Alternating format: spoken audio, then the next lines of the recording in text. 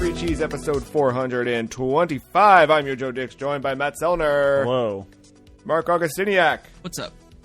The Free Cheese is a weekly video game podcast about video games brought to you once a week by thefreecheese.com.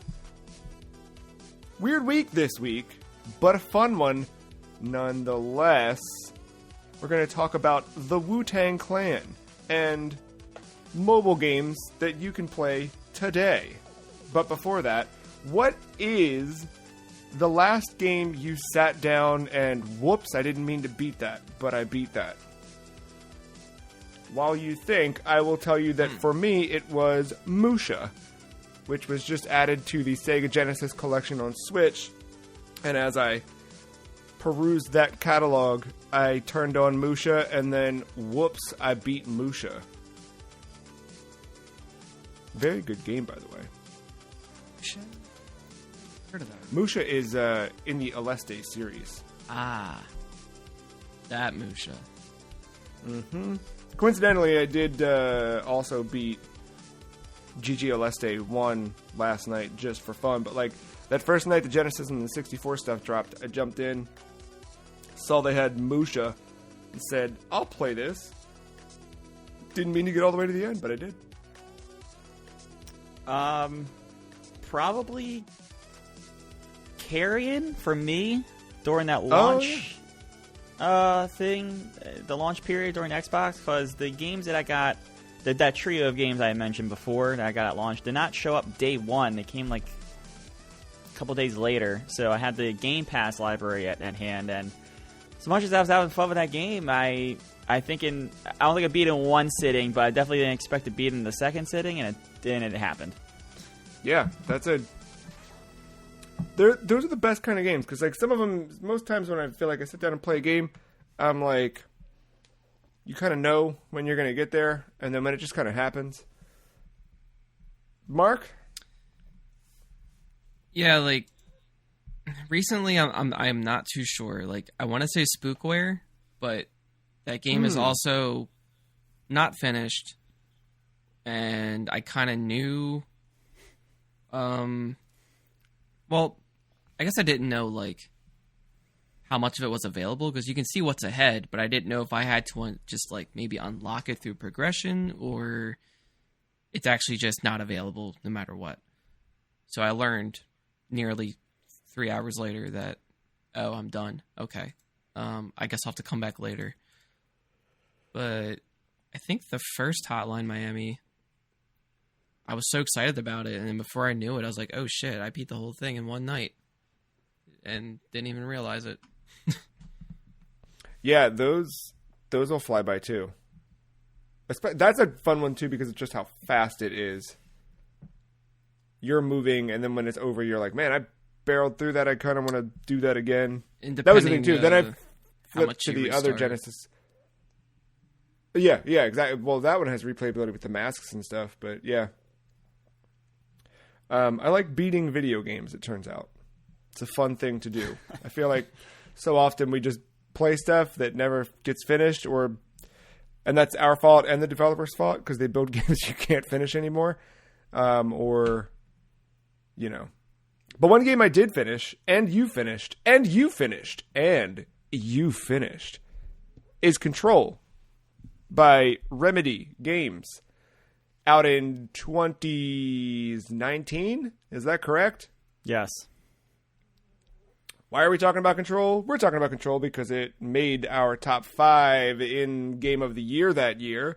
And this is a recurring segment called Game of the Year, where we rank every game in the top 5 over the last 5 years of our Game of the Years.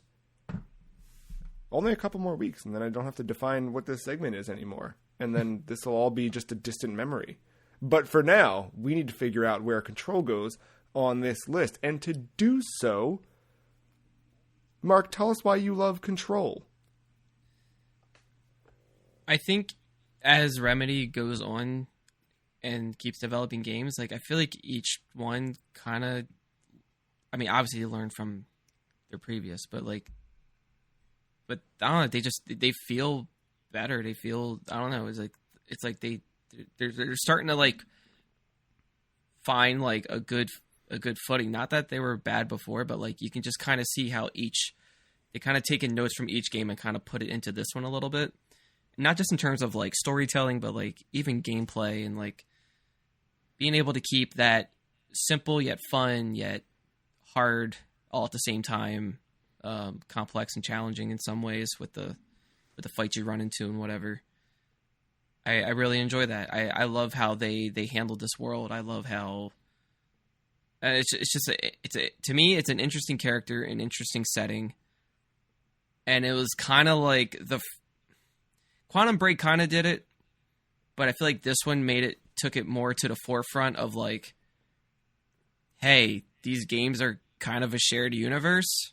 Not kind of, they are. But Control is the one that like kind of helps explain things a little further and kind of gives you a better understanding, but you still don't know exactly what the hell's going on at the same time. I don't know. It's just it hit all the right notes for me for the most part. Remedy does have a little thing of like not giving you the ending right away. Like even with Alan Wake, like it had like a very cliffhanger ending, and then you had 2 DLCs to kind of like tie it off.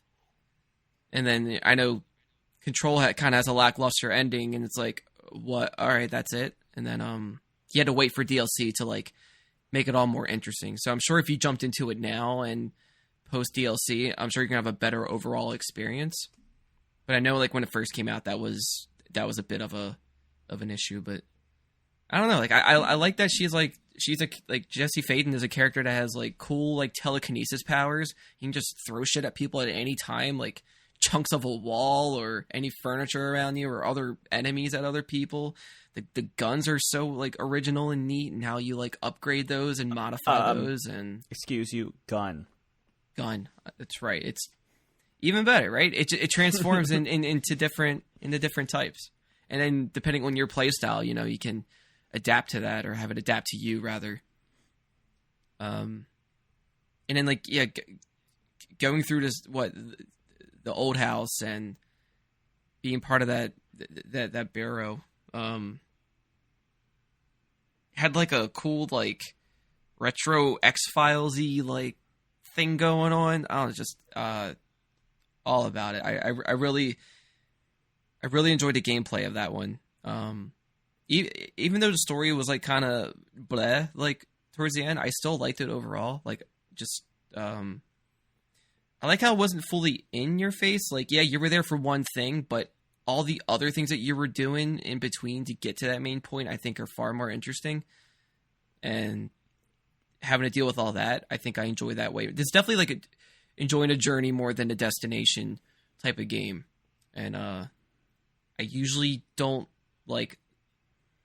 rush through games and not really like take a knee and soak in everything around me. But I remember in this, I was taking my time with everything. Just looking at every detail, checking out at every corner of each room. And like that atmosphere, like I thought it was going to get creepier than what it was, but I still liked it enough. It was still just minorly unsettling enough, having just like floating bodies just hanging around everywhere. And that's like one of the things that like kind of creeps me out in like games or movies. It's just like unnatural things happening to a body like that. So that was cool. I don't know. I really dig it.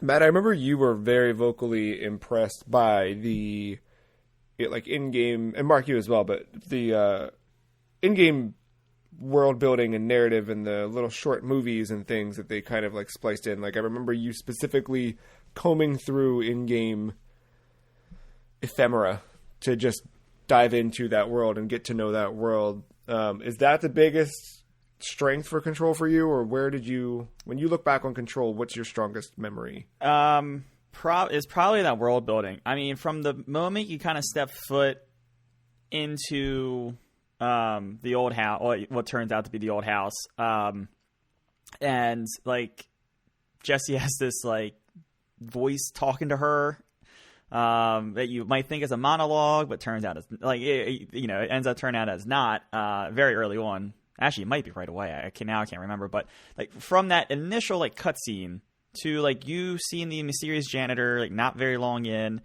and then the director kill himself in front of you. Like it right away, it kind of just puts those suspense hooks inside of you that Mark was saying.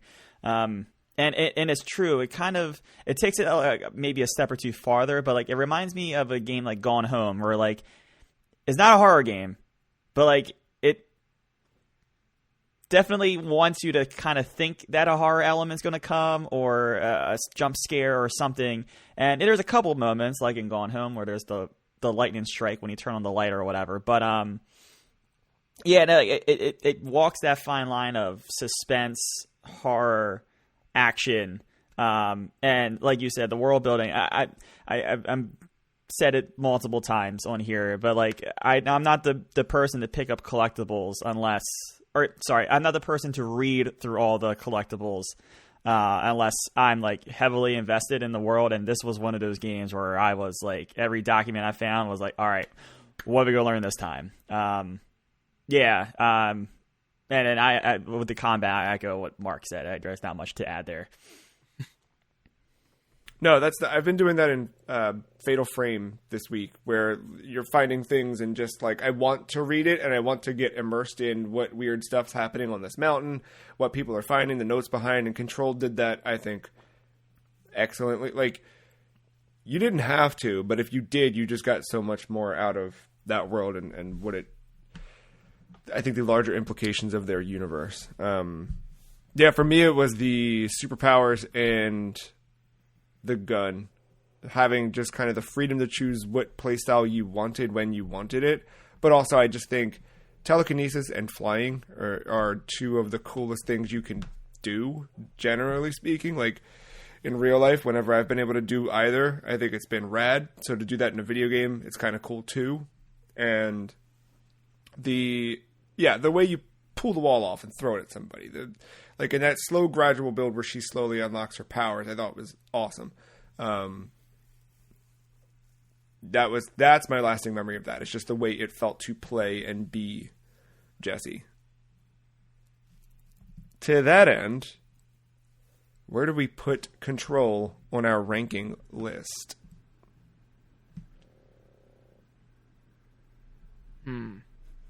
Mark, what you got? I'm around Hitman. Hey, Okay. That's where I was. I think I put it right above it. Right above Hitman. Yes.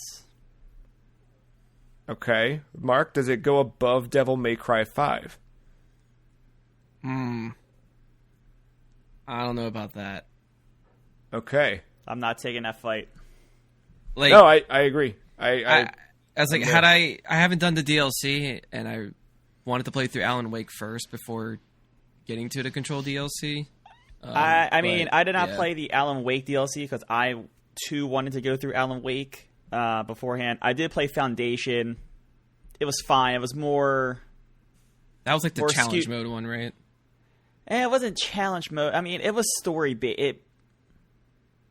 It was fine. Like a 8 out of 10 for a DLC. Like, it was an excuse to put you in new encounters with a couple different abilities.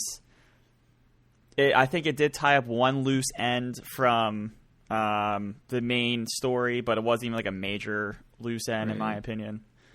I mean, it's fine. I don't think it adds or detracts from this game in terms of after the fact. Yeah. Devil May Cry 5 is like a complete package. yeah. Right. Even without the Virgil stuff. Right. But So there's... oh, yeah. Here comes a new challenger. Kind of. I'm gonna try to make it a better habit to not keep bringing this game up. So hopefully this is the last time for a while. But I feel like Hotline Miami 2 needs to be on this list. Oof. Oh? What year When was did that that? come out? 2016? 2015. Or wait, are we? Wait, that doesn't qualify, does it? Shit. All right. Well then, scratch that. I'll save that for a later time. But I want to move Tetris Effect above Nier. No. What? Oh my god. Yep. I mean, we can't argue it, right? No. Look, both are good, and I made that analogy before where, like, Nier Automata is like watching, like, a play with multiple intermissions or, like, an opera or something, and Tetris Effect is, like, visiting this piece of abstract art in a museum, and both hit you in ways that you wouldn't imagine or believe. But I don't got time for a play. I want to stand there and soak in this one piece at my own pace instead of having to sit through a whole thing. And I can do this at any time.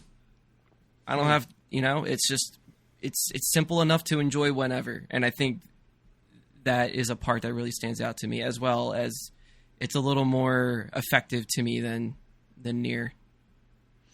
Maybe I'm ignorant in that because I haven't played all of Nier. Matt, you know what you got to do next week. I don't know. I like this play analogy thing, though, because the fucking, you gotta watch the play twice. In the same play. Don't go too far with that. I'm just saying. That's my one major gripe with Nier. I remember when Tetris Effect was first brought on as a nominee or whatever. I remember I wasn't really feeling it, or I wasn't as strong about it as you two. And I feel like it's kind of switched a little bit. Like, I feel like I have a stronger connection to it now than before. I see what you did there, connection. No, we're all connected. I think that Tetris Effect makes sense at the top. It's a fantastic game. They both This are. is a disruption, but I don't think it's a total disaster. Well, hey, we got 4 more games after this to run through. Plus, well, I guess we have 5 technically, right? We got to get Mark's bonus edition. But yeah, only a few more weeks of this, and then we'll be at Game of the Year 2021. I didn't plan for it to line up so perfectly with Game of the Year this year. I thought we'd wrap earlier, but it might just happen. I also didn't plan on Pikmin Bloom coming out this week. Did not see that coming at all. In fact, it kind of like shadow dropped on It's like the app stores in, New Zealand? They do that test market thing. And I was like, okay, well, we'll get it in a couple months. And it's here. And Mark, I know you jumped into it that day it came out. I jumped into it. Have you kept up with it? Yes. Oh, wait, hold on. Let's do this real quick. Okay. Pikmin Bloom, if you've not heard of it, because I forgot this game got announced. Pikmin Bloom is a new mobile Pikmin game brought to you by the creators what made Pokemon Go. Yes. Mark, you've kept up with it. Yes. Even like, what was it? Maybe the morning of this recording. I actually tried to utilize this to its fullest as much as I could. But yeah, I have a tough time trying to think about how to talk about this game because I know what it's trying. It's basically, there's not much going on. All right. It's a very bare bones game at the moment. Who knows what this will evolve into a year from now, if it even is still in service by then. I don't know. Pikmin as a brand is kind of it's not popular, but I feel, I guess it has to be a little bit, right? But I don't think anyone hates Pikmin. I just don't think everyone knows about Pikmin. Right. Right? If you play Pikmin and you get into Pikmin, I think you like Pikmin. I don't think there's been someone who's played Pikmin and been like, I don't like this game. This is an awful. I don't think that. But I just don't think it's. Yeah, this is just all about promoting, I guess, exercise. Just like walking. That's it. Just being casual about it. As you're walking, you have this backpack And in the backpack, you have these little like planters. It's like these like sockets that you can put these little like potted plants into, which are the Pikmin that you're growing. And the more steps you take, the more it leads to growing full Pikmin to follow you. Yeah, and you get different ones, right? Like I got a 1,000 steps hatches this red Pikmin, and then I got a special one for linking my Club Nintendo account or whatever. Not Club Nintendo, my Nintendo account. And that will get 10,000 step. Mm-hmm. I got that today, or this morning after recording. But that gives you a blue Pikmin with a Mario hat. Very okay, yeah. And you can name your Pikmin. I don't know if you knew that. I did. I was naming all of them as I went, and I was having fun with that. But I don't like this game. So I don't know how I feel about it yet, because it's like I like the use. I actually like the use of the Mii. Like when you have your character, you can either make a Mii from scratch via the app, or you can connect your Nintendo ID or whatever and use your Mii that way. Yeah. And I think the body proportions that they have in this game fits well with the Mii's head and face structure and all that. And you have different little outfits to choose from. Not too many. You can't change like a top or a bottom or shoes separately. It's all like one conjoined outfit. And I don't know if you get more as you progress or what. You can get different outfits for your Pikmin, but I don't know if there's any for your character. So hopefully if they do update this game, they give you more options with cosmetics, which seems like they would want to, because there's a shop that's just like Pokemon Go's. Looks exactly the same, just Pikmin themed. You can even buy coins if you want. I've only bought the starter pack. It was $1.99. It's all I've spent on this game. I've been playing it for like 3 days now. Level 5. Because like you get a level per just... It's like one quest per level, basically. Right. And it's very simple in the beginning. The weird thing about it is that like it doesn't really explain much. It only explains as you level up, or like as you like tap on a new feature. And then even then it doesn't really go too far into it. Like it doesn't really go in depth with any of it. They're like, hey, check out our YouTube channel. And there's like an overview trailer. And it kind of treads on the same stuff. Kind of gives you a little more insight. So that is helpful. I'm just not used to... It's weird with Nintendo. It's either like they hold your hand too much or not enough. There's not like that fine line. And this is definitely not enough. So like going into it, you have like, what the hell do I do? You literally just walk around and you can feed your Pikmin nectar. They'll sometimes bring you fruit. You tap on the fruit, turns into nectar. You feed them the nectar. The little flower on top of their head sprouts. The full bloom. And then you can pluck their petals from the flowers. And that goes into this little jar that you have. And as you're walking, you can sprinkle these everywhere to grow flowers. Right. So the point of the game is as you're walking, you're planting flowers, and you're having this whole world that you're traversing bloom and be something pretty. Because we're all connected, is the idea. So if I'm looking at the map right now and I see flowers up and across the street from me, that means someone near me has been playing Pikmin Bloom. Yes. And interesting. I'm going to go start knocking on doors after this podcast and see. There's also like giant plants at some spots, kind of like where like Pokemon gyms would be in Pokemon Go. Yeah, there's literally the one. I took this to Target the other night, and I didn't do it while I was there because I'm not a freak. But when I got home, I looked at it and said, "Oh, I bet you there was something at Target. I probably should have opened my phone." So I should have been a freak. There's a park right out behind my house, and so I decided to walk around there this morning. So I was like, not only was I trying to grow these Pikmin, but I wanted to like see what happens when I put enough flowers in this area. And I finally did it. It took about an hour almost, because I was going between two of them, and I'll get more into that in a little bit later. But like I got the flower to bloom, and it became like this red flower, probably because I was planting more red flowers than the other colors, because you get white, blue, yellow, like pretty much based on the Pikmin and the nectar that... Actually, the nectar that you give them determines what color changes flower... their color.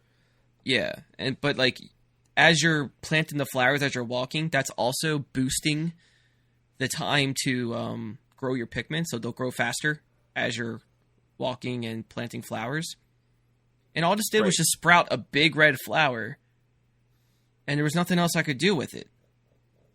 I don't like it looked like there was like a circle around it to make me feel like I could tap it to do something, but it didn't do anything. It was like a timer. It was like maybe it helped. I think it helped maybe with boosting for a little bit, but I saw that like it's only in bloom for like half an hour or something like that. Then it withers away again. The thing I didn't like is there's a thing where you get the petals from the Pikmin.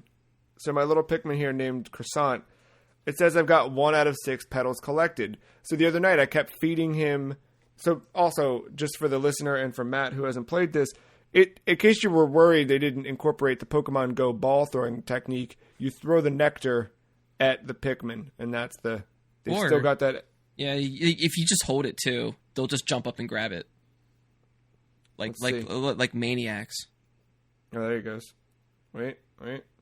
So, but I feed him this, and I get to 6 out of 6 flowers, and I'm like, okay, cool. He's gonna level up. He's gonna like put on a jacket or something. Well, no, that one is the one you have on your screen is glowing, so you have to pluck the petal first, and then you'll take it. But when you get 6 out of 6, it just means you have to wait. It doesn't mean he levels up. It doesn't mean something cool happens. You build like a friendship meter. So like little hearts will start to form. So like my first red Pikmin, they're like 2 hearts and a couple other, almost 3 hearts for them. But my first 2, you get the 2 red Pikmin as your first thing, or whatever. I named them Chomato and Terry. Pretty good. And then I got Sprainerd as another red one.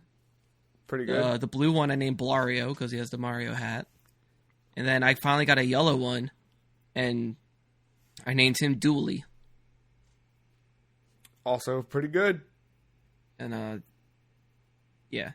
But I have 8 Pikmin total, but I can only have 5 currently following me. So as you level up, you'll get more Pikmin following you. But like all they do is bring you fruit for you to tap to turn into nectar so you can feed them.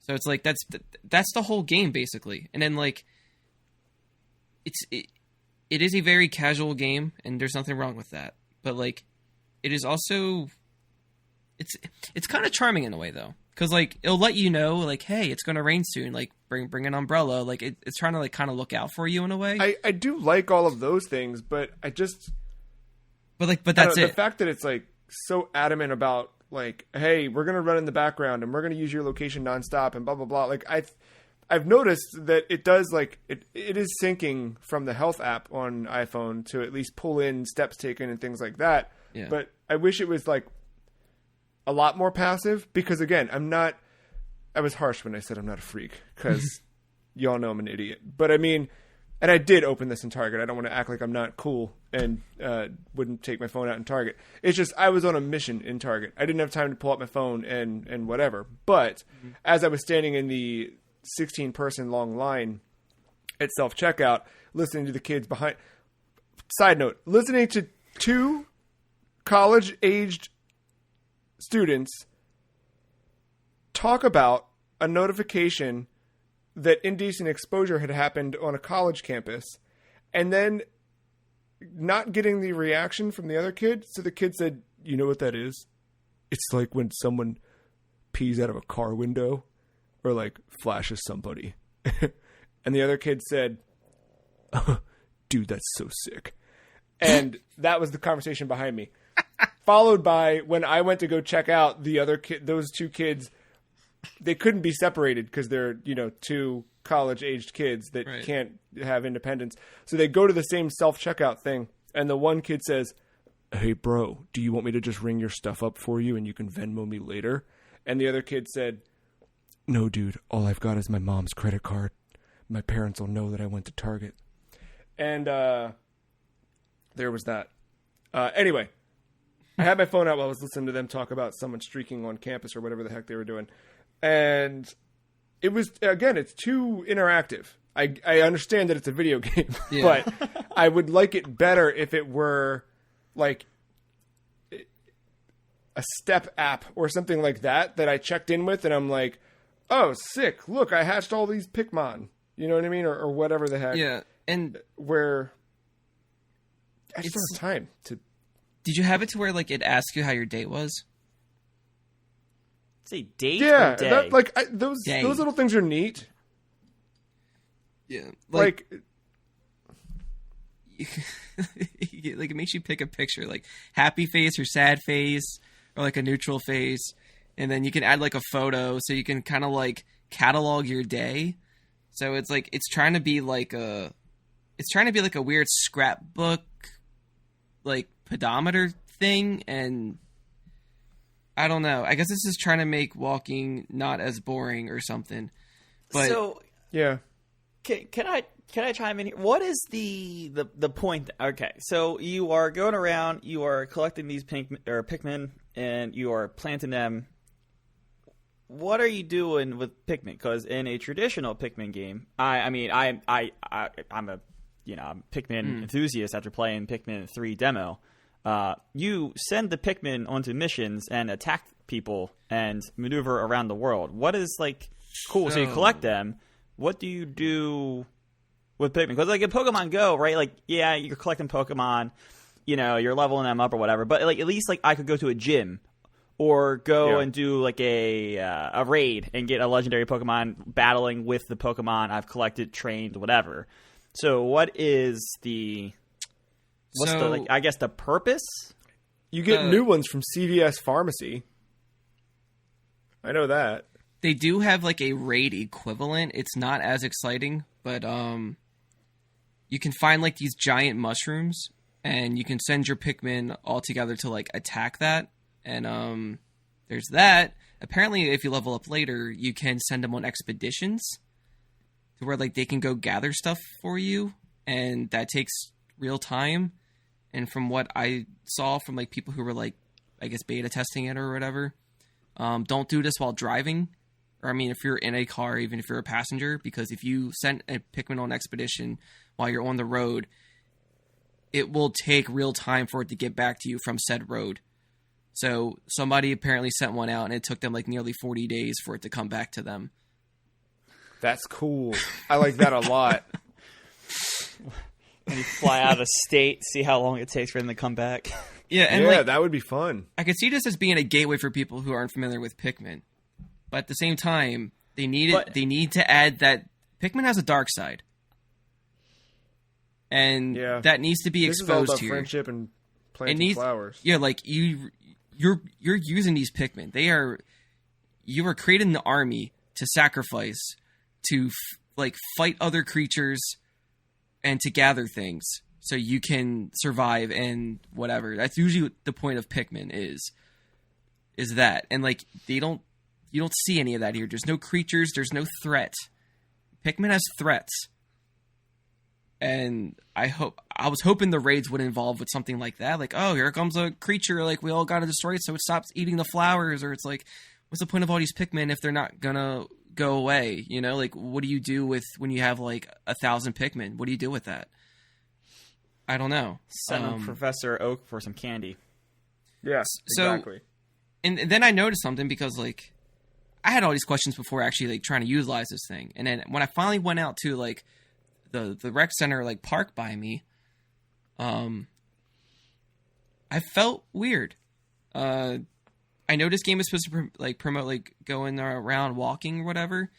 It's like trying to be a social game with the postcard stuff, which I don't even know how to do yet because I never even got one.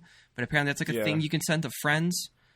I assume it's a monetary thing. Yeah, like if you're all playing together, you know, you can tap on a little thing to where it's like you're all like you can like plant flowers together, and I guess there's a bonus with that or something. I don't know. But I'm by myself out in this field. It's like 8 a.m. I see a mom with her like 4 or 5-year-old daughter like playing somewhere. I see another guy walking his dog at different times. But between then and before then, whatever, I'm just walking.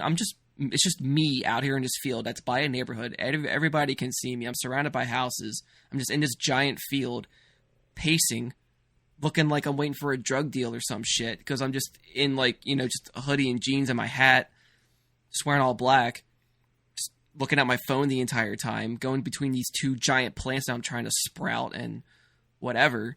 So it's like, all right, well, I see the mom with her kid. Well, I'm not going to hang around there because then I just look like a creepo. So I'm going to avoid that. Oh, just let them know you're playing Pikmin. They'll understand. Right. Well, hey, here's a... That's what I was going to say, though. Like, isn't that more... I feel like that's more understanding now, right? Maybe they know you're not playing, or maybe they don't think you're playing Pikmin or whatever. But, like, I feel like the Pokemon Go thing blew up in such a way where if someone's walking around pacing like that on their phone, I would assume, hey, look, they're probably playing Pokemon Go. Depending on the area, you might be correct. But my neighborhood is not a good neighborhood. And it's usually where I'm at, I think drug deals happen. So I might have been looking like I was a tweaker walking around waiting for my like supply or some shit. And either way, and then what's the worst that could happen? Right. And then I see another person walking their dog. I'm not going near them. So it's like, look, I'm almost done growing this flower all by myself. It took 200 flowers to plant around this damn thing. I have like 89 flowers left to plant. I don't want to leave just yet. So it's like, maybe if you did that with friends, that would go by quicker. But because it's just me, I just look weird. I look like a creep, and I feel like a creep. And especially just in that setting. And it got me thinking, like, who is this game for? Because it's like, I don't think it's for me. Is this meant to be for like people who like walk in groups in places, or like are you supposed to be out in like actual trails with your phone? Because more than half the time your phone has shit reception in like forests and stuff, you know, like there's no way it's going to track it accurately, I feel. Or I don't know, or depending on like your data plan and all that stuff matters too, you know, like I don't know. Yeah, I don't know how to play this game and not feel weird about it. And it's like, maybe this shouldn't try to be a social game that much.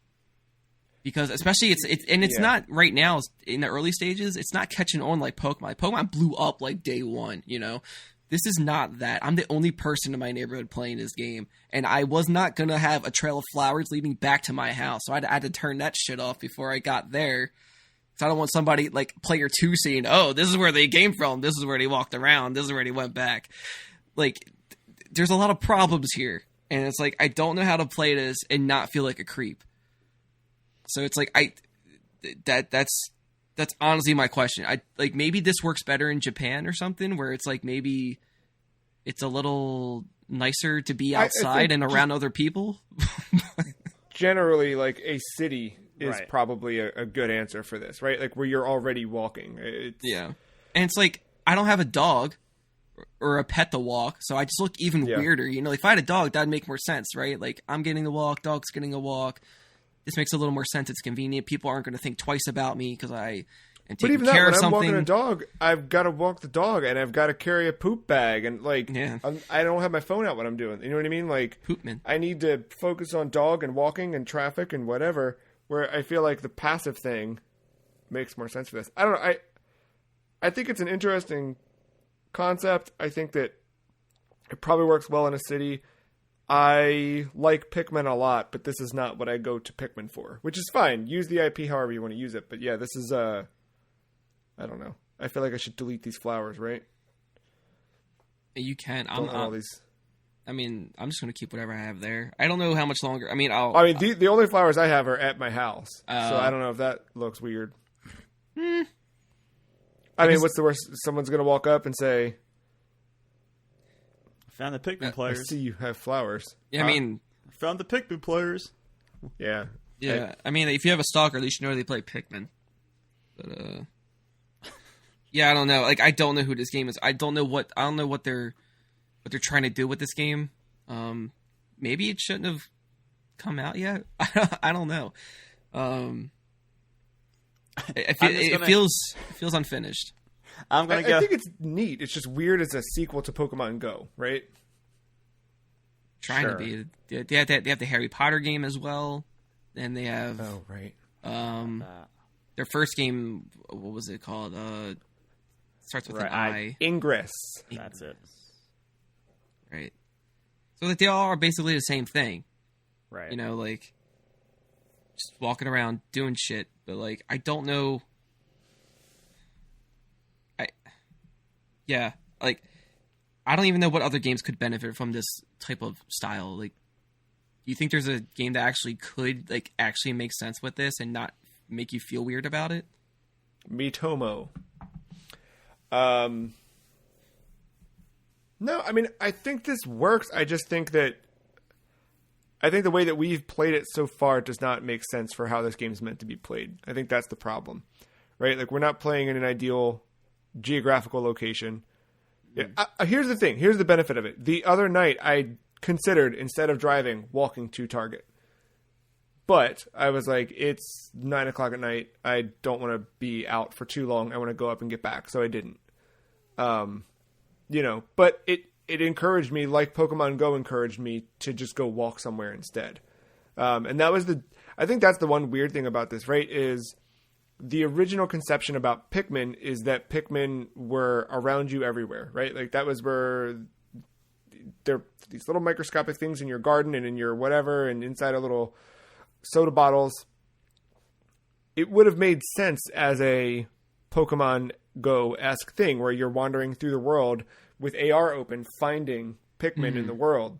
And you're not doing that. You're growing them and then hatching them and then they're walking with you, which is, it's just a different approach. But yeah, I don't know.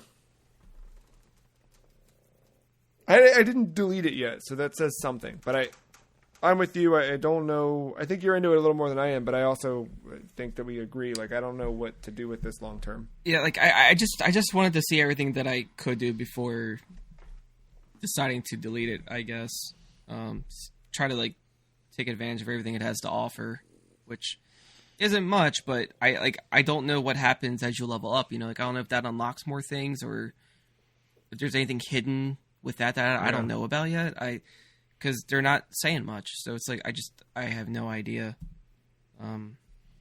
I hope that what comes out of this is we just get another core Pikmin game. We need Pikmin 4.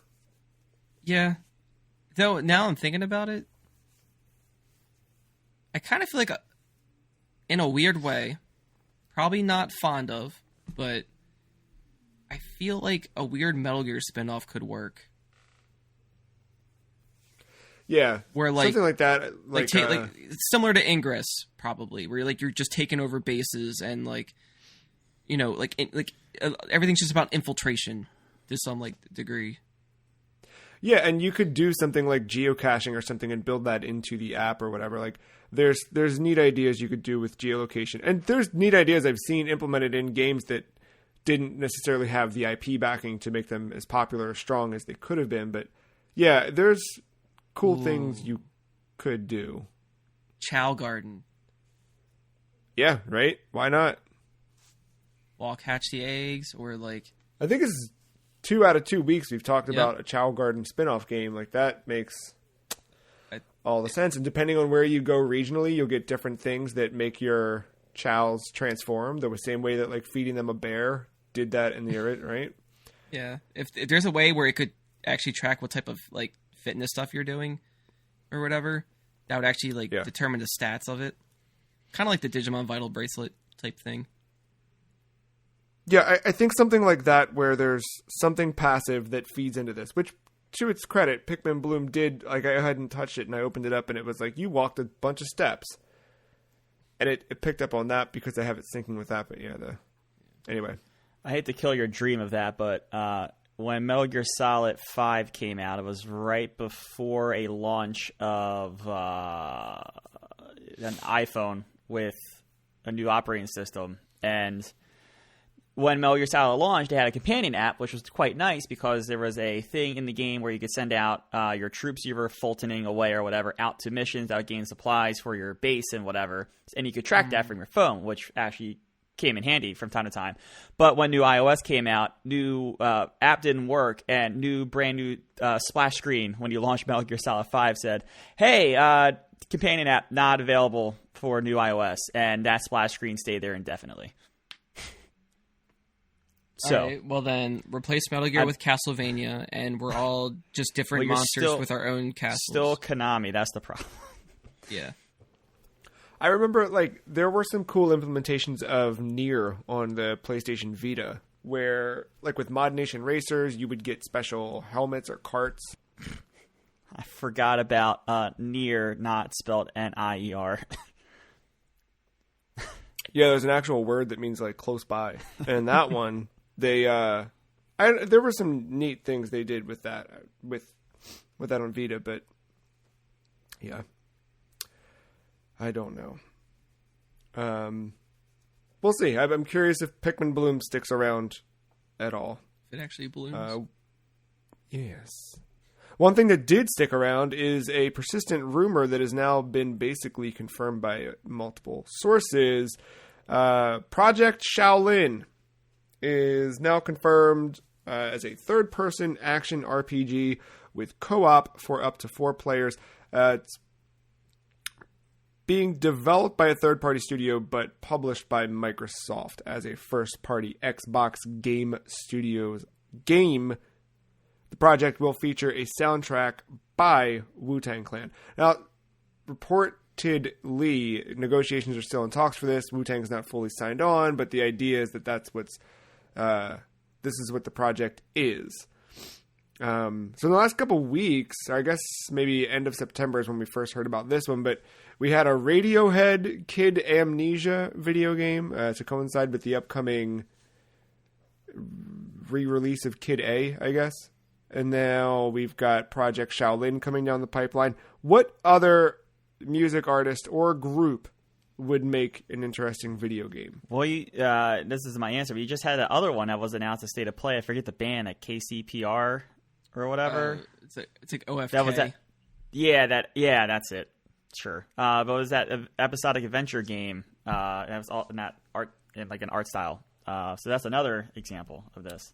Oh, that was from a band? Yeah, it said true story about our band origins, right? Oh, I don't... Right? I'm going to assume it was a real band and not some made-up shit, so... No, I mean, like, yeah, it is an actual band. I just don't know if... I don't know if it's like a Gorillaz situation. Anyway. Like made-up characters, but the music's Go waste 20 minutes with State of Play. Yeah. But yeah, Star I think Ocean. but Star Ocean, Let It Die. There you go. That's bang. I have some joke answers before my serious answer, which is also a joke answer as well. Okay, first of all, I kind of want a Kanye West game. There is one. What is it? Well, didn't he tried to get one made? Don't confuse it with 50 Cent's game. No. I think there was an ARG. Oh, damn. Well, that makes sense. But Kanye West is also like weirdly obsessed with like this. Oh, hold on. I gotta pull it up. So that's the thing. I don't like if you just said Kanye West. Like, you know, I think you can have some ideas of the Wu-Tang game, a Radiohead game. But like, if you said that Kanye West is making a game or is heavily involved in development, I don't know what that game is. He could have magical powers. It could be an RPG. Could be straight up him brawling with people. Could be just a lyrical, weird fucking text adventure. I don't know. I think the I don't know part is the thrilling aspect of that. I mean, so he worked on a video game about his mom traveling through the gates of heaven. Okay. I don't think it ever came out, but he's also like weirdly obsessed with I don't want to say it was TurboGrafx if it wasn't, but I feel like it's something like that. Some like old TurboGrafx shooter or something. Perfect. Anyway, yeah. I got a taste of a possible Creed game because of Mark soaring into the air in Halo. So I kind of want... Yeah. I feel like there could be an arms wide open game with some kind of flight simulator based combat. I saw a vision of it for the 5 seconds. I was cracking up laughing. So I have dreams of that. I feel like Limp Bizkit should have a game. Yeah. Well, fun fact: every game in the early 2000s was a Limp Bizkit game, as well as a Rob Zombie game. But that's why they need their official branded one. Sure. But this is my real answer. A Hoobastank game. Specifically, I want to live out the music video for the reason. I want to plan and then orchestrate the bank heist. I don't remember the music video at all. Yeah, it's when the girl or someone got hit by a car. I forgot why she's laying in the street, but everyone is worried about her. Meanwhile, Hoobastank stealing all the jewels from the local bank around the corner. I think it kind of plays in reverse, doesn't it? Or like it kind of shows you the events of what led to that. Yeah, memory's a little bit fuzzy, but it's something along those lines. Yes. That's good. I wasn't expecting that, but at the same time, I don't know. I kind of want a Scott Stapp flight simulator where it's just him. It's just him flying around. That has to exist as a Unity project already. With this open button shirt and leather pants. Yeah, that would be very good. Mark, anybody you can think of that would make a good... I think a bank heist game set to the... Does the reason just play as you start the heist, or... Well, maybe... you see, there's a bunch of things you can kick around. Like, does it start with them writing the song, and then the twist is it gets real meta, not Facebook meta, but meta, where it's like Hoobastank is not playing as actors as a heist. They actually did the heist. They wrote the song to do the music video, and then it's a whole Scream 2 situation almost. Okay. Don't remember Scream 2. It's or is that Scream 3? While they're shooting the Scream movie in the Scream universe, they are getting stabbed. Yeah, right. As they're filming Stab, they're getting killed off. Got it. Okay, that makes sense. I think that would be an interesting concept for that. So, Mark, I was going to say something with Slipknot, but if anybody's played the PSP game Infected, it's just a third-person zombie shooter. You could actually play as members of Slipknot. I think their music is in the game too. But that'd be pretty good. Actually, I kind of said it earlier a little bit as a comparison with OFK, but I think a Gorillaz game would be really dope. Their website, they had an interactive website where you could go through their studio and tour of their houses and stuff, and there was little items you could collect that was almost like a point and click. You could kind of use that to puzzle solve in a way. I think it'd be cool to kind of expand upon that and just go all out with it, but kind of travel through the albums and kind of see how the characters evolve through that, because there's a lot of lore there. There's a huge ass book out there just on Gorillaz lore. It's insane. Yeah, any of those bands that just kind of have lore to them, or to their concept albums and things like that. Coheed is nothing, but Coheed. The whole Coheed thing is just all based on that stuff in his head. Actually, I feel like he was making a video game at some point. Claudio Sanchez, that is. Wouldn't be surprised. I think you could do something probably weird and experimental, some sort of interactive art experience set to a Godspeed album, but I also kind of want to go the opposite of that. Go make a Sludge Life type game with a soundtrack by Wesley Willis. I think that would be a fun video game to play through. I think playing something where you are Sting trying to write the worst lyrics, like a text adventure game where you're actually coming up with the things that Sting comes up with, or trying to get on that level, I think would be interesting. I do think, and there's probably games out there that do this, but I would be interested in something that took advantage of modern algorithms, but did it in a way that introduced you to new music. Because I think that's one of the coolest things that we've had out of this modern tech era with music and it's like the ability to find new music or new artists because of your habits and the habits of others who listen to things similar to you. It's not always perfect, but like there's a lot of music I've discovered through that way, or at least through curated playlists by some of these whatever. So I think something to that effect where you can show people new things they wouldn't have otherwise seen, whether it's from a completely different culture or language or whatever. That stuff I think would be neat in a video game setting. I don't know how you make that a game, but broadly speaking, I think that would be neat. I kind of want a crossover game with Space Channel 5 featuring the Spice Girls. That needs to happen. I think so. Didn't Spice Girls might have a video game? They do on PS1. They do. There's Spice World. PlayStation 1, yeah. And Space Channel 5 apparently has an AR game coming out next year to mobile phones. Oh. Yeah. Looking into some Dreamcast stuff this week and happened upon that. Didn't expect that to be a thing. If you've got an answer for which musical artist would lend themselves nicely to a video game, podcast@thefreecheese.com is an email address where you can send an email to us free of charge, and we'll read it on the air. We'll read your answer. So let us know which artist or group would make an interesting video game. We're going to take a quick break. When we get back, we're going to talk about Darkest Dungeon 2. Right after this.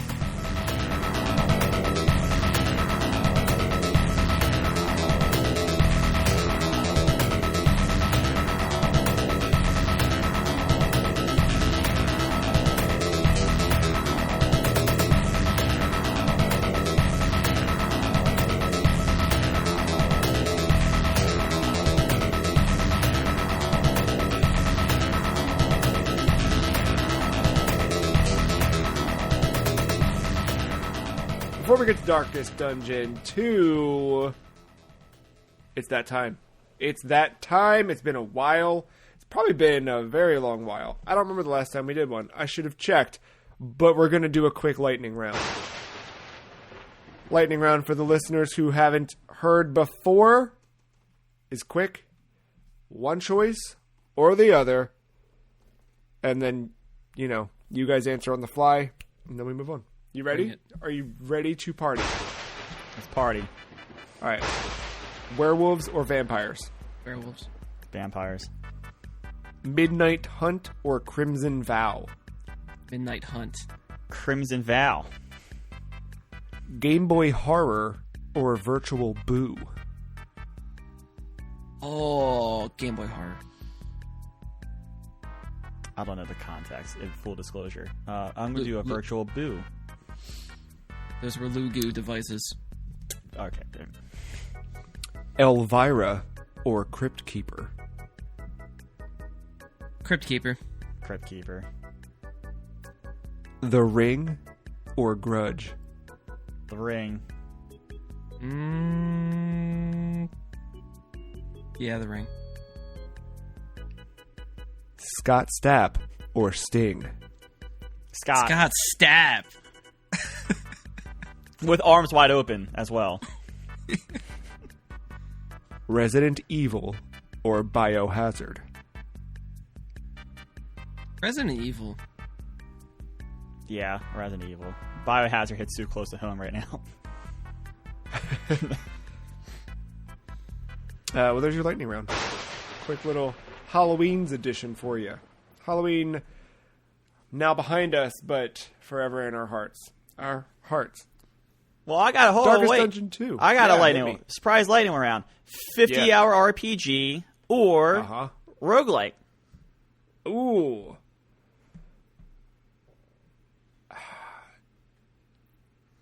Yeah, I get it. It's lightning round. I should answer that quickly, but now you got me. 50-hour RPG. 50-hour RPG? I will say. At least there's a legit point B to it. And I only play once.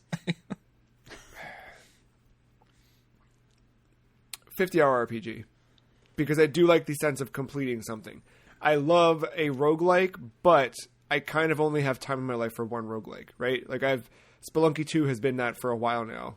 And while it definitely, like, once you start to taste it, you want to jump into other ones. Like, I was like, maybe I should go back to Binding of Isaac. Maybe I should do... But there can only be one.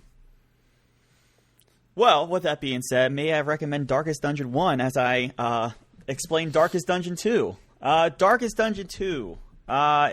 Surprise. I knew it was coming, knew it was in development, and then I completely forgot that this early access dropped this week on the Epic Game Store, and I've spent quite a few hours with it, and I like this game a lot, like a lot. If you've played the first Darkest Dungeon, the combat system has remained mostly untouched. I'm sure there's a few new abilities that I wouldn't recognize, things along that nature, but it is still very much the same turn-based, positional, attack, status stuff, status effects, and then, of course, the stress system as well, where stress is it's like another like thing you have to deal with. In addition to the health bar, you have to worry about stress meters. It's not quite as bad as in Darkest Dungeon 1. In Darkest Dungeon 1, if your team accrued enough stress, they would like have like a heart attack and die. In this one, it just leads to negative effects amongst the relationship of your party, which brings down quote unquote the vibe.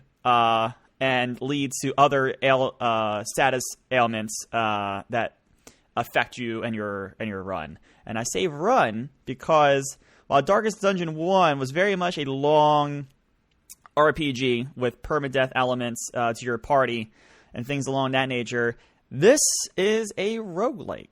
It is very much Oregon Trail meets FTL in the way the setup is for the main gameplay loop when you're outside of battle.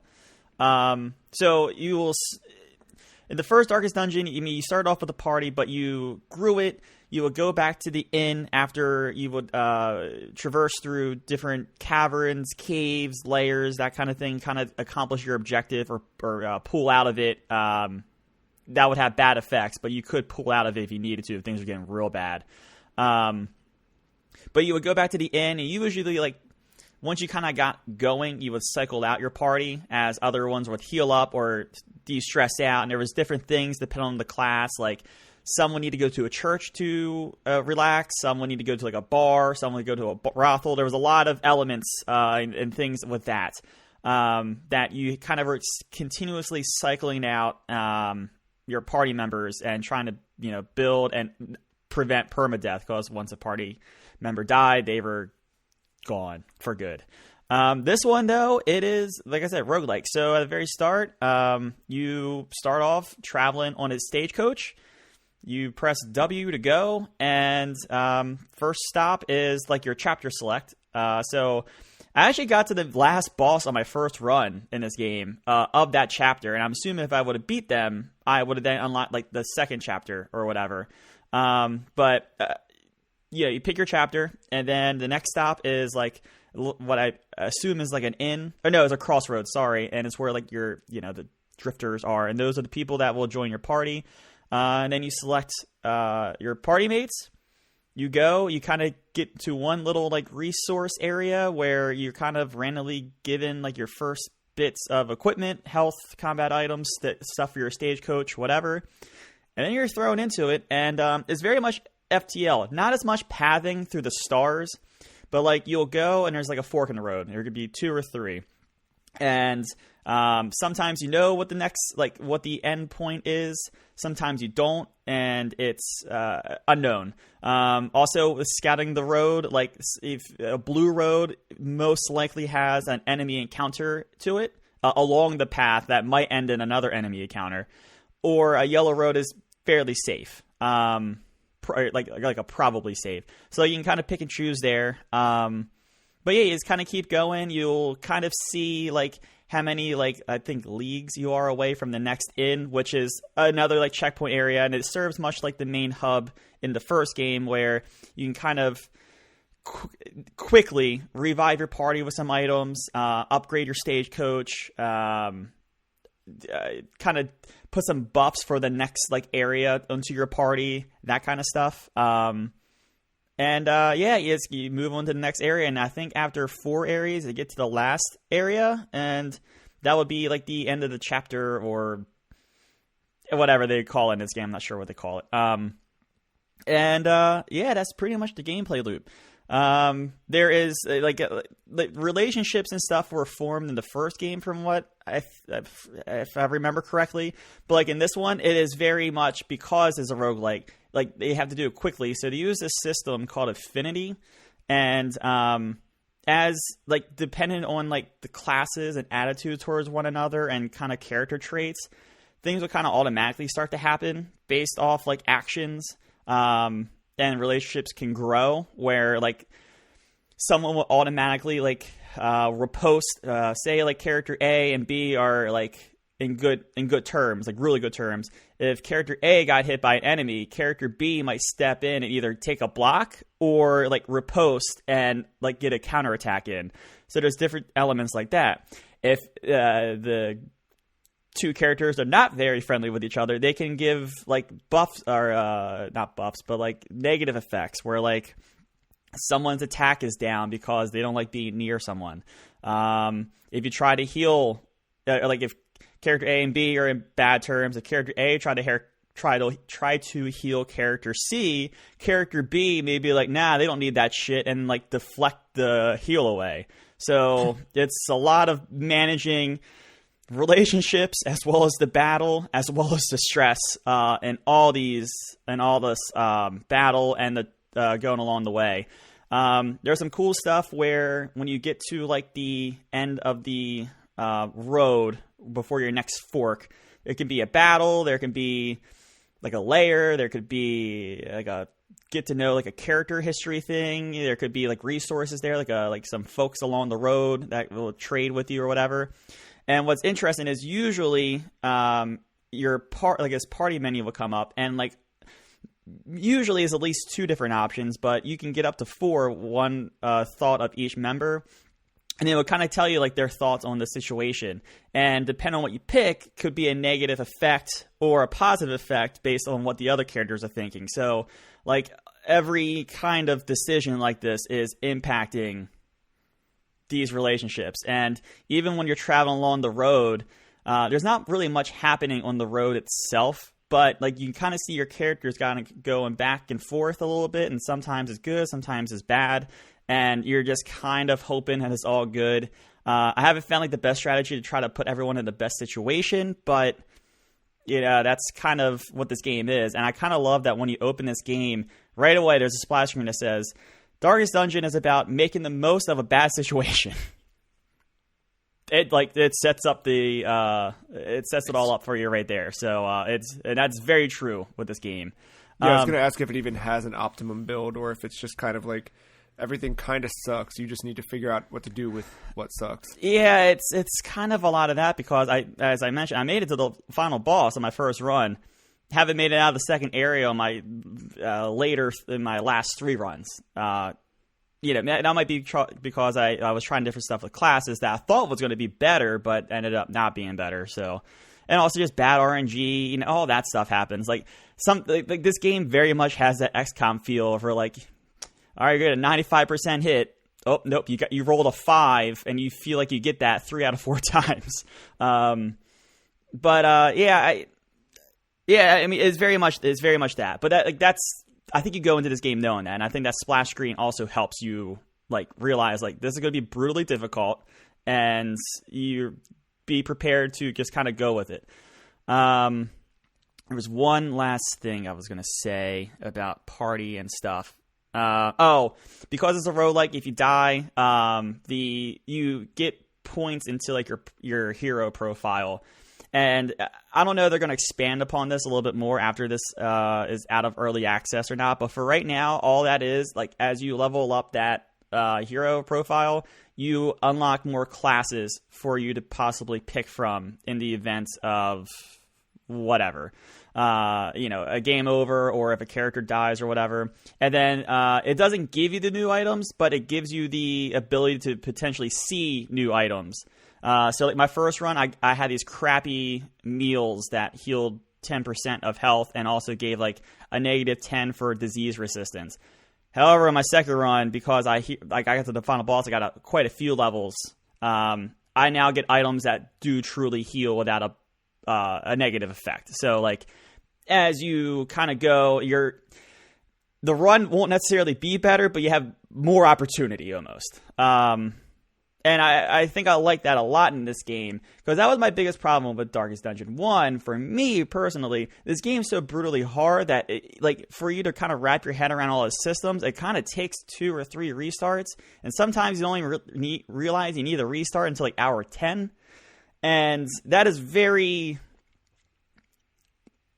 Trying to play that game when I did, I was playing on PlayStation. I didn't have mouse and keyboard. I don't think that UI was built for the menu, like a controller. So it's kind of a little frustrating in that regard. But I don't have 100 hours to dedicate to this, especially when I'm starting over for like the 3rd or 4th time. And I kind of got a little frustrating. But I think I like the change in this a lot, because if things go south, yeah, I could try to recuperate and get to the inn and try to regroup a little bit. But I don't feel bad knowing that all right, well, it all fell apart.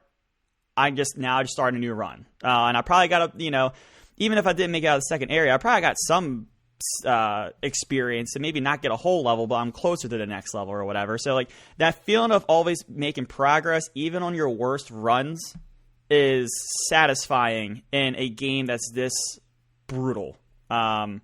And I think I like the change. I think this roguelike really suits this game very well.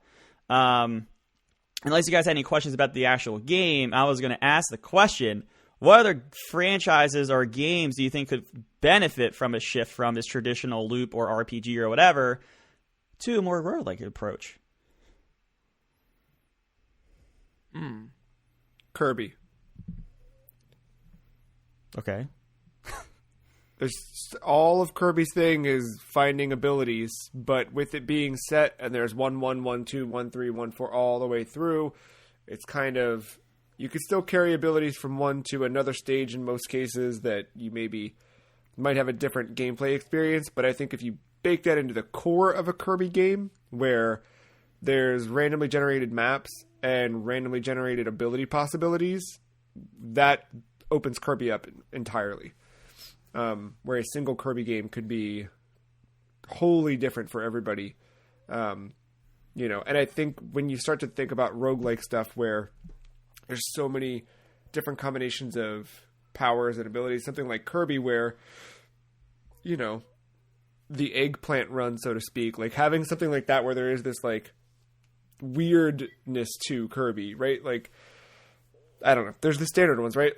Fire Kirby, Sword Kirby, etc. Kirby, Ness Kirby, whatever. But if you baked in some weirder ones that are very specific scenarios to actually acquire or utilize those abilities, I think that would make for a neat Kirby game.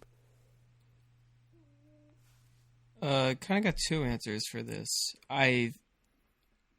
Almost similar to Joe's, but I think it might be more like Binding of Isaac for me, but it's Bomberman.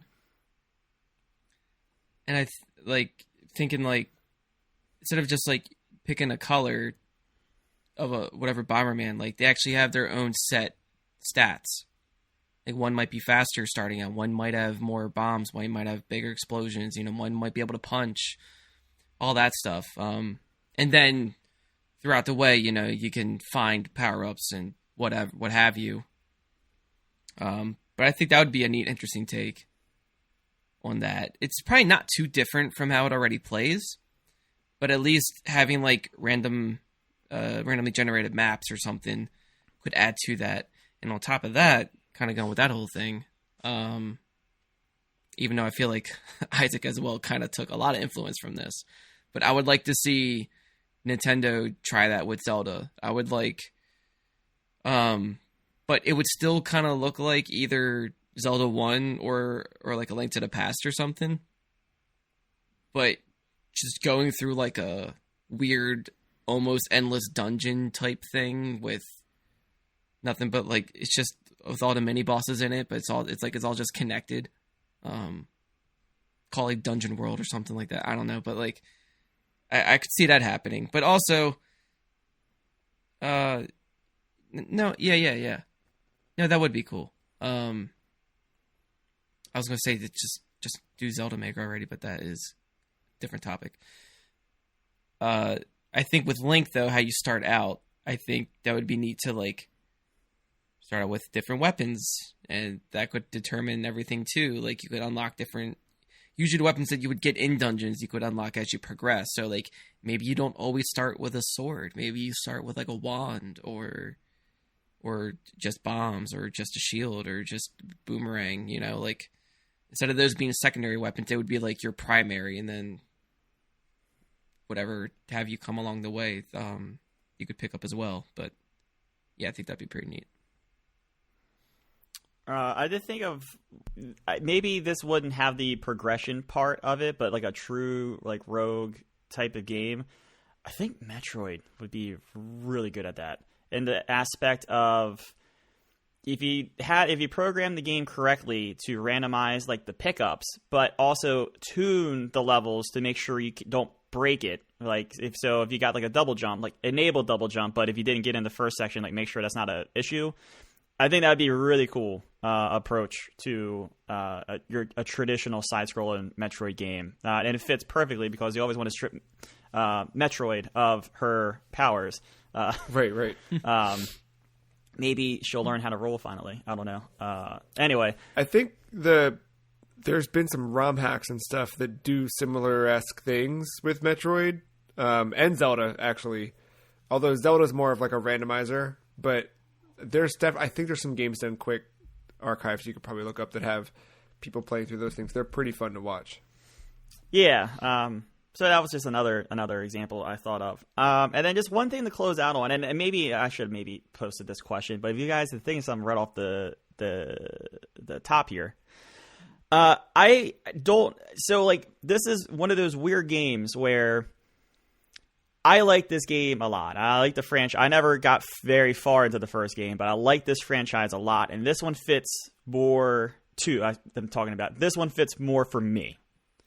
I don't know if I've ever seen another franchise where it's like, all right, there's like maybe there's like a series of games or whatever. But like there is, if you like the franchise, you could go this way if you're this type of player, or you can go this way if you're that type of player. And for me, like I said, I think I could easily recommend this game for a certain type of person, but like also if I knew the caveat of like, you know, do they have time for the 60-hour RPG or do they not? I can kind of make it even more niche of a selection or specific.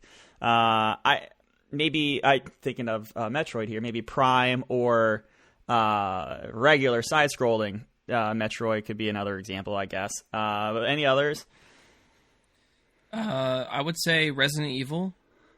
Depending on like how you like your horror and how you like your camera angles, you know, like or like play style more than anything. Like, do you like the over the shoulder stuff? All right, well then, do you like it more creepy or more action, or do you like the fixed camera angles? Then, you know, like I feel like, or do you like first person? I think there's a good variety now, where you can almost recommend a different type of thing based on your playstyle preference. But another one is whenever I talk about Zelda with somebody, and especially for people who don't really play much of it, I always ask them, like, do you prefer like a top-down 2D type style, or do you prefer like a 3D thing? And, you know, it all comes down to like a camera, but that also kind of dictates how Zelda games play too. Like 2D ones are traditionally a little more puzzle-based and what have you, while the 3D ones are a little bit more combat heavy and a little more, I mean, both have it like exploration, but how you approach it is so different.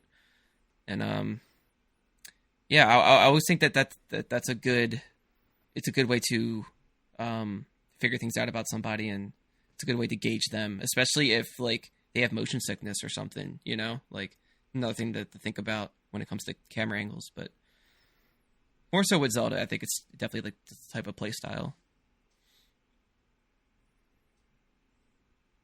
Yeah, I think you could kind of apply that to any long-running franchise, like that's gone from 2D to 3D and had different iterations. Like I think of Mario and Sonic, and there's like different paths you can go for that. Even with Mario in like the 2D space, you could go to the Mario Maker route and just play wild, crazy, intense levels that people have made that feel like ROM hacks or whatever. But yeah, I don't have a specific one for that, but that's... Well, I was going to say, not to pigeonhole you or anything, but Castlevania, you could be like, hey, do you like whips or do you like swords? Or other.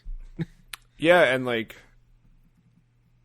that, I'm very conflicted these days now, having played Rondo all the way through, of like, what do I recommend to somebody who's never played Castlevania? Do I tell them Rondo or do I tell them Symphony of the Night? Because Symphony of the Night is obviously the gut, but after playing Rondo, I'm like, man, that is like the pinnacle of what 2D Castlevania was before they opened it up in Symphony.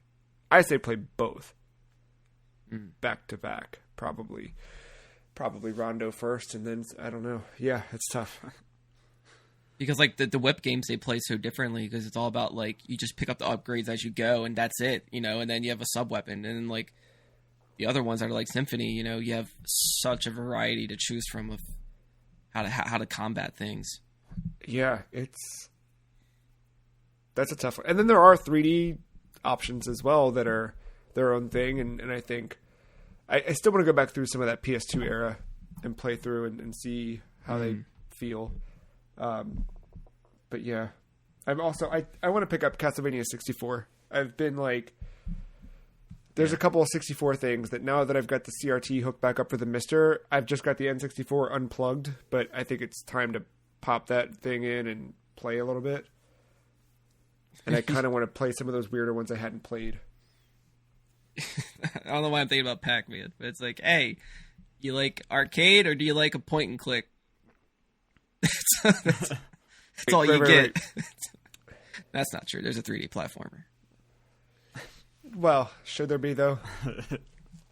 The point and click one is probably the one that shouldn't be, but yeah. Speaking of things that should or should not be. I'm sorry, I want to close out two things on Darkest Dungeon and I'm done with it. I was going to say, one, it is in early access, but I really haven't run into anything weird. One thing, but also this could just be my setup. There was recognizing my monitor as being 1080p, although my main one is a 1440, although I do have my 1081 as my second monitor, but it allowed me to change the resolution to 1440, and I believe I did get the true bump if my eye is not playing tricks on me. So, a little weird thing there, but honestly, I think their main thing in early access is looking for balancing. So I don't know. I haven't run into that. Like, that final boss was hard, but I was not equipped, I don't think. But maybe that's some of the stuff they're more so gauging, more so than the bug stuff.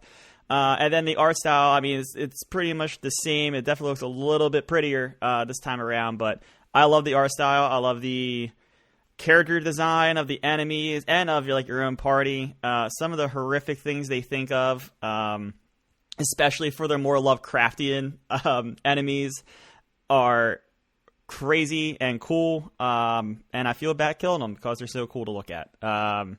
Also, they're also very scary, so you kind of want to kill them at the same time. It's a weird thing, but yeah, no, that art style definitely is still around, and it's got that little touch of forget the term. Polish. Cosmic horror? Polish. That's it. That touch of polish. And cosmic horror, yes. But yes, that is all. Yeah, like I said, if Darkest Dungeon, I recommend that to that type of person. And then, yeah, I like 2, but go your route. 1 or 2, depending on what you want. Well, the cool thing with 2 is that probably like a Hades or something else, you'll be able to help along the way shape what it could ultimately become, right? Like, so much of Hades' success, I think, was built on the fact that they were so open with the community. And I don't know how open the devs are here yet, but I think something like that could benefit from fan feedback and stuff. I'm sorry, one more thing. The tutorials are awful. There's no tutorials. It's a menu of clickable things, so hopefully they expand upon that a little bit. But I think Day one early access. I think the first one was just as like obtuse. At least there's like a menu you can keep referring back to, unlike Dark Souls that just good luck. Yeah. But maybe they could do something a little bit better. Okay, now I'm done talking about Darkest Dungeon. Sorry. No, I do want to play that one. I'm like back and forth whether or not I want to play it now or just wait for it to be done and then play it on Switch or something. But in time. A video popped up this week calling back to the first gameplay trailer we ever saw for 2015's Bloodborne. And in the game, there was originally a kick that the main character had equipped into the moveset. It was cut from the final release, but how would Bloodborne have been different? Could you kick? Would it have been different? Would it have mattered to have a kick? All kick run. Oh, yeah, that's a good call. Could you defeat the bosses with a kick, though? Someone could. With a Guitar Hero controller on a DDR pad. Someone would. Like, does a kick do damage, or is it just like a stagger thing? Stagger. I think it's, just stagger, right? Yes. What if you kick them into a fire with a Guitar Hero controller while using a Famicom 3D viewer? Most boss arenas, the status effects, the status elements only affect you and not the boss. Yeah, like for instance, Quakelag had no problem traveling through her own lava, correct? Yeah. So unless there was some kind of armor that they put into the game of Bloodborne that incorporated spikes on it, much like in Dark Souls 1, I think that was in the DLC. You could maybe do an all-kick run. You would have to roll into the enemy repeatedly to kill them, but it could be possible. Or like if you use the environment around you a lot and you're like kicking objects or what have you, or maybe like if there's obviously I haven't played that game enough, but are there traps in that game? You can manipulate the environment, like you said. I don't think the problem is getting to the ball. You could definitely do that, no problem. You can probably do it even without any swinging of a weapon in most cases. But I think the problem would be there's no way to get the health pool down on a boss.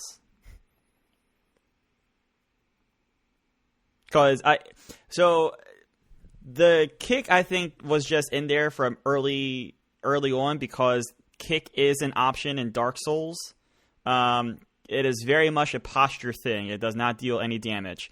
So it's perfect for someone that's just shield up. Like instead of waiting for them, you can initiate and break their posture, and then even do like a stab attack, like animate a stab attack off of it or whatever. I don't think Bloodborne would have been much different though, because I think they replaced the kick with that wind up move, that power up one that breaks posture. So I don't know what else you would have done different. I don't think this changes the game one bit. It would have looked cooler. I mean, sure. I think seeing the kick in that world with this clip was just like, man, look, it's cool. It's just different. It's a different vibe. Has there been a game that you guys have followed pre-release and then found that a core feature you were excited about was cut before release? So I don't know if it's a core feature, but I remember in one of the older Twilight Princess trailers, Link was carrying a cat and running through a forest from a giant spider. None of that is there. You can't even hold the cat, or you can, just not the same way. I don't know. I would have liked to see that. That would have been cool. Yeah, what was that mechanic meant to be? There was a couple things in that trailer, I think, that didn't make it in the final. And for the other one, it's kind of just an entire game changer. Resident Evil 4. Like the original? Yeah, like the original, like more spooky ghosts and possessed dolls and shit coming after you, whatever. With like the fixed camera angle still, like that would have been cool to play. It would still be cool to play. Yeah. PT count? It's not a game technically, right? Yeah. I was along the same lines as Mark. I don't think it was a mechanic, but I remember following the BioShock Infinite coverage, and there being a prominent scene where Elizabeth is like about to be hung, and there's a sniper scope coming from main character whose name I'm forgetting right now. That scene is not in the game. And if I remember Booker, right? And I believe that Skyhook mechanic, while in the game, I think was supposed to be expanded to like an open world type of thing. Yeah, because you were supposed to be able to use your PlayStation Move controllers to navigate through the world. Yeah, so like it's still in the game in small areas for combat reasons, but that's like probably one of the ones I've noticed that there's stuff that I've gone back after the fact and seen plenty of times, but like seeing that and then going to the game and me being like, well, where the hell was that scene?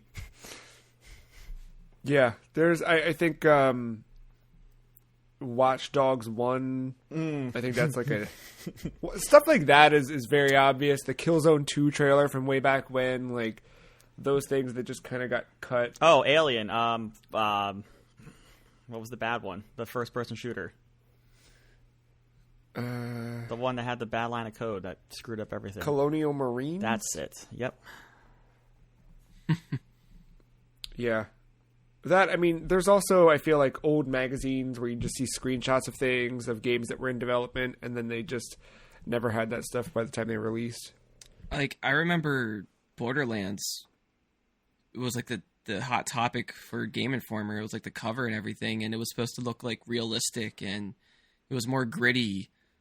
And I don't know if the combat was too different. I don't know if it was still like random loot you would find, but it seemed like it was more like a streamlined FPS RPG type thing. Then by the time it came out, I was like, what? All right. I guess this is happening. Just, I guess I had to stand out or something. I don't know what happened. I remember seeing something or reading. Yeah, there was something that caused it. I just don't remember what it was. Is there a game you think could be better if one single mechanic were added to gameplay? Or maybe what game would you add a single mechanic to, and what would it be?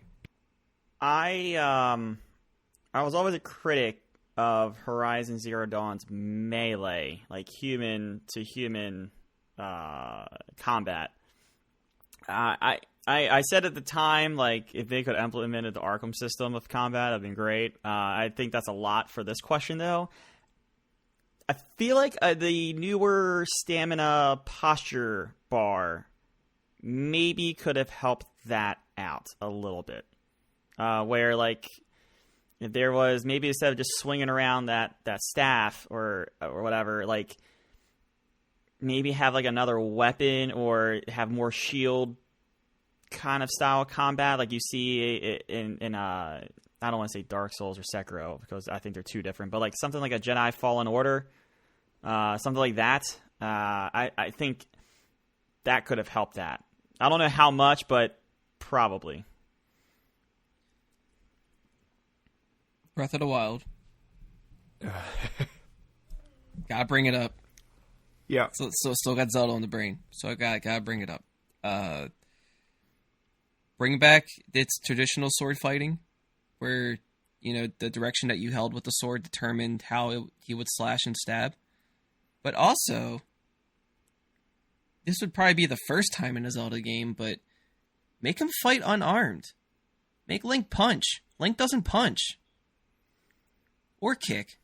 Yeah, it would have made a lot of sense for Breath of the Wild, especially, for him to be able to, you know... That would have been so good. Just do like just a whole punch run or something, you know, or just having different weapons that utilize around that. I think that'd be pretty neat. Could have beat that game faster. Dude, a hands-only run in Breath of the Wild would have been a lot of fun. Yeah. I think every Zelda game needs a run button and a jump button. Especially the 3D ones. Yeah, like if there isn't Pegasus boots of any kind, or like a Rock's feather or something, which is basically to jump. But it shouldn't even be that. It should be. You should just have that as a. It shouldn't be an item. It should be straight out of the box. Yeah, today, yeah, I agree. Back then, I'd be like, it's just so weird. But no, it is. But like going back, I played a little bit of Ocarina this week, testing out some of that N64 stuff, and it's weird. Like it's you can get back into that rhythm, but it is jarring where you're like, I can't climb, I can't jump, but it's like you have to hold forward to do everything. Yeah. There's a few like that. I think every game needs a double jump. I'm being very broad here. I'm not being specific, I know, but yeah, everything should just have a double jump. If you can jump, let me jump twice. Let me jump thrice. That's what you should do. Yeah. And the thrice could be the power up. Sure. Okay, I'll give you that. And vaulting. You should be able to grab a ledge automatically. That was gonna be my thing. I'm thinking back. You got me thinking. You said about jumping. You got me thinking to all those. They are about to be released again. All those GTA games. I guess San Andreas had vaulting, but the other ones did not. I know. Oh, I know they didn't. I can't remember San Andreas had vaulting though. I think it did. And then also, those games could benefit from a latch onto cover button. Yeah. Yep. Snap to. Yeah. Yeah, Arkham Asylum could use a double jump.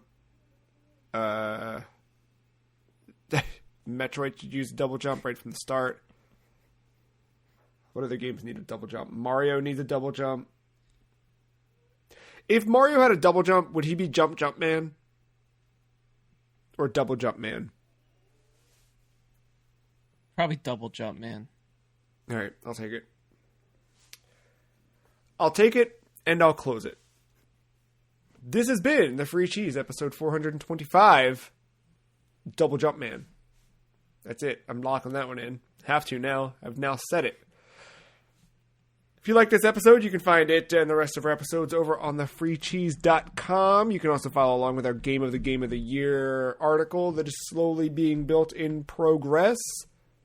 We've got some fun things coming down the pipeline as we wrap up Game of the Year that I'm looking forward to. Of course, we've got Game of the Year 2021 to look forward to. All of that and more. If you're still using Twitter, you are allowed to follow Mark at aug_mental. You are permitted to follow Matt at MattyIce131. And I suppose you could follow at SomeFreeCheese. If you'd like the automated feed, what tells you that new episodes have dropped at 6 a.m. on Monday. Podcast at thefreecheese.com is the email address where you can let us know what you've been playing, what you want us to play, what you want us to talk about, ask us anything, make a suggestion. We've gotten into a rhythm now, I think, where we've got about 5-ish topics per episode. If there's a topic you would like us to cover, please let us know, because sometimes it's tough coming up with topics, and it's nice to not have to think. So let us know. You guys got any big video game plans for the week ahead?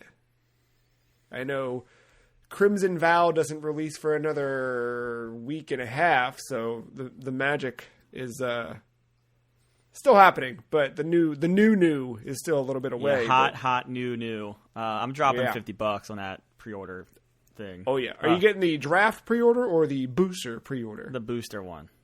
Yeah, no. I just want to click on cards. I think we need to have a Discord. Day one. Let's hang out, share screens, and we'll open 100 packs together. Or will it be 150 packs together, Mark?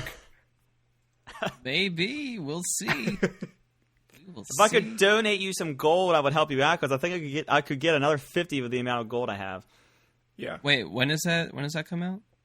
11/11. So unless you're playing The Elder Scrolls Skyrim Special Edition. Add another 4 days to that, and I just might. Oh? I get paid that day. Oh. I got you. You also might be playing Grand Theft Auto the Trilogy. Because that comes out on 11/11 as well. That is real life. Are you getting? Is anyone getting that, you guys? I played those games years ago. Yeah. I don't... That's kind of where I'm at with it. Like, I like it, but I've gone back to those games in recent years, and they're different than... The tough part is my fun and like adoration for those is when I had more time to just wander around, and I don't do that anymore, right? But like letting yourself get lost in Vice City, seeing how many jumps you can find with a motorcycle on a roof, that was the stuff I loved about those games. Where now, like, I just don't have time. I'm curious about the radio stations. Is it still the same songs and everything? Well, yeah, I'm not too concerned about Chatterbox because that's all I listen to in Grand Theft Auto 3. But Vice City, though, yeah, we're gonna need some things there. I mean, if they made some gameplay tweaks, like set vaulting, jumping, things like that, I would go back to it. But literally, it was just a shade of paint, which is fine. But like, I thought they were tweaking things, but I don't know what that means. I think they maybe just makes sense for modern controls, whatever that means. I don't know. You know what would be great for that? A Digital Foundry video. And that's probably what I will watch. Yep, I will, yes. Linneman, save us. Yes. Also, though, Shin Megami Tensei 12, or 5, comes out November 12th. So, that's a lot of that's a demons coming up in my near future here. Yes, sir. Mark, anything in the immediate future for you? I don't know. I played Fatal Frame for a little bit. I don't know if I'm feeling it. Maybe I'm just not in the right mindset. I don't know. I like it, but it's a lot of text. It's a very text heavy game. It is. Wasn't prepared for that. So I don't know about that. Maybe I'll stick around, see if it picks up. But I kind of fell back into Telltale. So I'm revisiting The Walking Dead because I would like to play past season 1. Yeah, I'm curious to see how that stuff shakes out, you know? Looking for a good cry, you know? Yeah. There was 3 in the Michonne season, right? Oh, there may have even been an extra one other than that, like another. I don't know if they were called. Mission. Yeah, like I don't know if they were actually called seasons, but I know like one of them had a weird name. It's like New Frontier or something, and then there was the final season. Like, oh right, I forgot. Yeah, all right. There's a lot of decision making to be had. Well, that'll be fun. Yeah, I'm It's November, so I'm getting that Zelda itch, and Nintendo doesn't want me to scratch it. So I don't know. Maybe I'll try Skyward Sword. Probably not. I don't know. I don't think I will. And I think if I do, I'm just gonna play it on Wii U and then get mad that I played it ever at all. So maybe I'll revisit A Link to the. I'm kind of going through some old stuff lately on the Mister and everything else. So we'll see what I fall into. You want to know what I've been spending some of my downtime with? Badge Arcade. I didn't know that was still running. It's still running. I thought they kind of closed that out and killed the service, but I'm happy to hear it. I'm going to launch my 3DS and give it a shot as well. I probably put $15 into that at this point. And I didn't realize they were even still taking money for it. Yeah, and so my whole 3DS is Ashley themed. I love that a lot. Yeah, I've got a couple still like peppered in the home screen there. Yeah. I love the 3D. I love handheld video games, you know? True. And I love the end of the episode, which this is. So we're going to say goodbye, and we'll see you next week with another one. Enjoy your week. Hope you had an excellent Halloween. Thank you, Matt. Thank you, listener. Nope, that's not how it goes. Thank you, Matt. Thank you, Mark. Thank you, listener, for listening. We'll see you next time. Bye.